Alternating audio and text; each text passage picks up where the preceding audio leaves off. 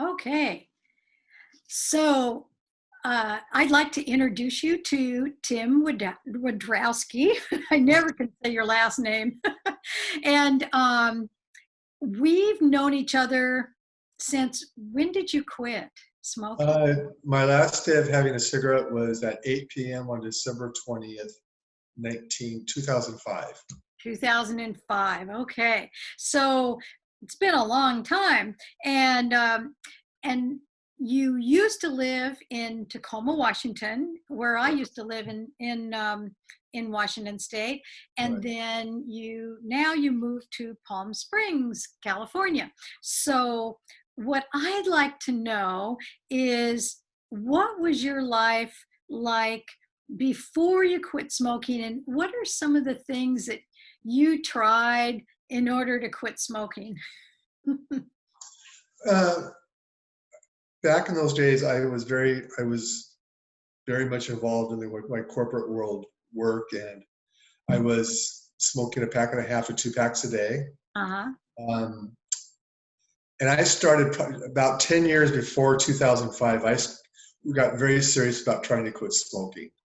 And I tried gut nicotine gum. I tried rubber band adversion therapy. I tried hypnosis a couple times. I tried, if there was whatever method out there, I went through that program to quit smoking and failed at each and every one of them.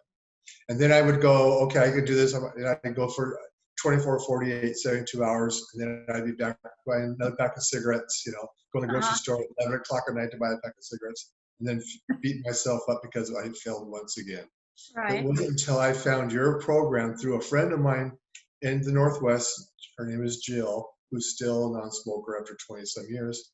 So why don't you try this? And your program, been very successful with it. And I've never looked back. Excellent. So, when you uh, what's the difference? What's the difference between when you were trying to quit and what your life is like now? What's different in your life? Well, my whole life, you don't realize it as you're a smoker addicted to, because it is an addiction. My whole life was consumed by when I was going to have my next cigarette. I remember going on flights, having to buy nicotine gum as a smoker to get me through a flight. Uh-huh. Everything was consumed about when I could have that next cigarette. Right. Uh, I was I was trapped by it. It was completely controlling my life. For that moment I quit smoking, that sense of freedom has never left me. Wow. Cool. So, so you have just like a sense of freedom now, whereas before you were always trying to figure out a way to, Have another cigarette. yeah. Okay. So, one of the things, the assignments that I give in the class is to save money, and save the money that you used to spend on cigarettes. And I remember that it was really fun to check in with you because you really took that assignment seriously, mainly because you're like a mortgage banker or something, right? Right, right. And So what what I did, yeah, what I did when I quit smoking, I used to buy 2 packs of cigarettes every morning in the Northwest at an Indian reservation on my way to the office.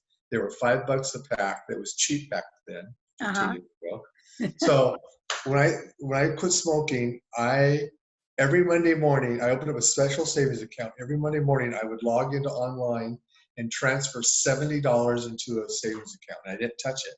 Uh-huh. And I did that for 2.5 years, maybe 3 years. And I traveled. That was my travel money. I went to Puerto Vallarta a couple times. That was my vacation money. Wow. And then you also took a class that, kind of a spiritual class where you spent money. It was a pretty expensive class, and you used all your cigarette money to Right, right. take I that did. class. Right, I did. And I love hearing and keeping. I don't keep up with all my students, but there's certain people like you that I've kept up with over the years, and I've and you've really spiritually grown. And so what is your next step on your spiritual path? Well, who knows what the universe is going to provide. But I do believe that, well, first of all, I believe that we are all addicted to something on this planet. And Uh-huh. some addictions are much more severe than others. But Right. all of them help us hide who we are, cover up who we really know we are on a soul level. And I think releasing the cigarettes it opened me up to what the universe was providing, guiding me on a path to where I'm at today. Wow. And that just continues. That's just the evolution of life. Uh-huh. That's just what you do. Right. And if you were to give some advice to someone that's thinking about quitting smoking and looking at this program, what would you say to them, and why do you think that this program, Nicotine Solutions, is like different, and why did it work for you? Well, I think because your program really addresses the ritual of the cigarettes and the habit, our actual day-to-day habit, and you address that throughout that was it 6 weeks? Yeah, 6 weeks? you smoke for 6 weeks, uh-huh. And then you quit in 6 weeks. And I think becoming aware of the habit of and changing was probably for me why it was so successful. Um, Anybody who's going to look at joining your program, just do what she says in the instructions to do, because it works. Mm-hmm. And you're gonna want, I kind of do that. Well, I did exactly what you said to do, and it did work, and it still works. Okay. Well, thank you so much for meeting with me today, and hopefully somebody will get some good advice for listening to you and being able to quit smoking. And how hot is it in Palm Springs today? I think it's about 108 today, something like that. It's hot. Okay, well, thank you so much. All right, And thanks, Lela. Good talking to you. Take you care. too. Thank Bye-bye. you.